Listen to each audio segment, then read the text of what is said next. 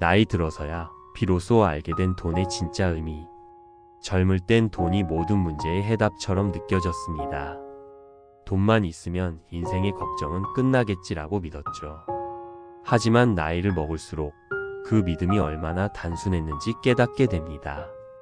통계적으로 한국인의 평균 기대 수명은 83세. 그런데 경제활동이 가능한 기간은 60세 전후에서 멈춥니다. 무려 20년 이상을 소득 없이 살아가야 한다는 뜻이죠. 한국보건사회연구원 조사에 따르면 은퇴 후 생활비로 필요한 평균 금액은 월 270만 원. 하지만 실제 평균 국민연금 수령액은 62만 원에 불과합니다. 그 차이 월 200만 원이 넘습니다. 그리고 그 200만 원의 격차가 바로 우리가 돈의 의미를 오해한 대가이기도 합니다.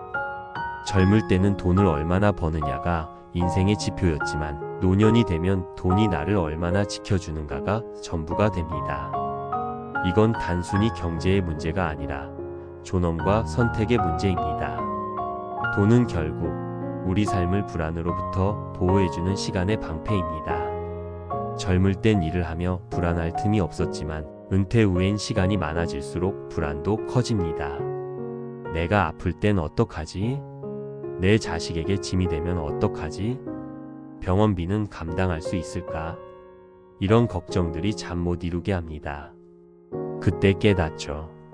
돈이란 건 단지 물건을 사는 힘이 아니라 내가 하고 싶은 선택을 지켜주는 자유라는 걸요. 심리학자 데니얼 카너먼은 인간의 행복을 감정의 안전망이라 불렀습니다. 즉, 불안이 적을수록 행복이 커진다는 뜻입니다. 그리고 노년기의 불안을 줄이는 가장 큰 요인은 놀랍게도 자신이 쓸 수 있는 돈의 예측 가능성입니다. 즉, 돈의 많고 적음보다 내가 매달 안정적으로 받을 수 있는 돈이 있느냐가 마음의 평온을 결정합니다. 그게 바로 연금 혹은 배당과 임대 수익 같은 수동적 소득 구조입니다. 많은 분들이 이렇게 말합니다. 이제 나이도 들었는데 뭘 새로 시작해? 이제 와서 부동산이든 투자든 다 늦은 거 아냐? 하지만 그건 가장 위험한 생각입니다. 한국의 고령자 빈곤율은 OECD 1위 무려 40%가 넘습니다. 즉 10명 중 4명은 은퇴 이후에도 생계가 어려워 일을 계속해야 한다는 뜻입니다. 그 이유는 단 하나. 지금이라도의 결단을 미뤘기 때문입니다. 노후의 돈 문제는 시작 시점이 아니라 꾸준함이 승부를 가릅니다. 60세부터라도 매달 일정 금액을 ETF 분배금, 리츠 혹은 고정 배당주로 쌓는다면 5년 후에는 돈이 일하는 구조가 만들어집니다. 반대로 아무것도 하지 않으면 불안은 내 삶의 중심이 됩니다. 한번 상상해 보세요. 은퇴 후에도 월 50만 원, 100만 원이라도 자동으로 들어오는 구조를 만들었다면 그 돈은 단순한 수입이 아니라 당신의 자존감이자 자유가 됩니다. 이제는 누구나 압니다. 돈의 양보다 중요한 건 돈의 성격이라는 걸. 은행 잔고가 많아도 불안하면 그건 부자가 아닙니다.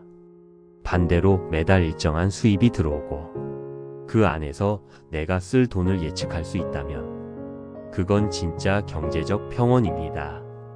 한 은퇴자 인터뷰에서 이런 말을 들었습니다.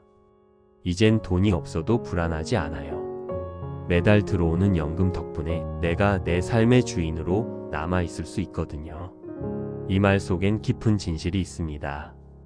돈이 주는 가장 큰 선물은 자유가 아니라 자존감입니다. 그 자존감이 있을 때 자식에게 미안하지 않고 병원에서도 위축되지 않으며 누구에게도 의존하지 않는 삶을 살 수 있습니다. 돈의 진짜 의미를 깨달았다는 건 이제 지금 움직여야 한다는 뜻이기도 합니다. 더 이상 돈을 목표로 보지 말고 나의 평온을 지켜줄 시스템으로 봐야 합니다. 지금이라도 늦지 않았습니다. 작은 금액이라도 자동이체로 매달 ETF 분배금형 투자나 연금 저축에 넣어두세요. 그 돈이 1년, 2년이 지나면 당신의 불안을 대신 막아주는 방패가 되어 있습니다. 그리고 그 순간 깨닫게 될 겁니다. 아, 진짜 부자는 통장 잔고가 아니라 마음이 편한 사람이구나. 젊을 때는 돈이 인생을 움직이는 힘이라 믿었습니다. 하지만 나이 들어서야 알게 됐죠. 돈이란 건 결국 내가 사랑하는 사람들과의 시간을 지켜주는 조용한 울타리라는 걸요. 돈이 많아서 행복한 게 아니라 불안하지 않아서 행복한 것. 그게 진짜 부자의 조건입니다.